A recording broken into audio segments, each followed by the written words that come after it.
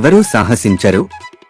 ఈ మూఢనమ్మకం చాలా సంవత్సరాలుగా కొనసాగుతోంది. కాబట్టి ఈ మూఢనమ్మకాన్ని అర్థం చేసుకోవడానికి మనం ముందు కాలాన్ని వెలుగులోకి తీసుకురావాలి.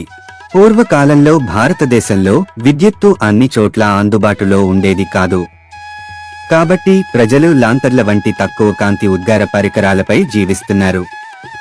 దీంతో సూర్యాస్తమయం తర్వాత ప్రజలు అంధకారాన్ని చవిచూడాల్సి వచ్చింది. ఆ విధంగా సాయంత్రం చీకటి కమ్మేసిన తర్వాత ఎవరైనా ఇంటి నుండి చెత్తను ఊడ్చివేస్తే వారు పొరపాటున విలువైన వస్తువును పోగొట్టుకోవచ్చు.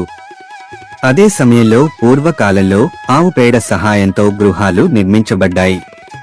తద్వారా చీకట్లో అనుకోకుండా ఎలుక వంటి చిన్న జంతువును, వేటాడిన పాము లేదా ఇతర విషపూరిత జీవి వంటి ప్రమాదకరమైన జాతిని అనుకోకుండా చేరుకోవడం వల్ల ప్రాణాలకు ప్రమాదం ఏర్పడుతుంది. ఇలాంటి కారణాల వల్ల గతంలో సాయంత్రం తర్వాత చెత్త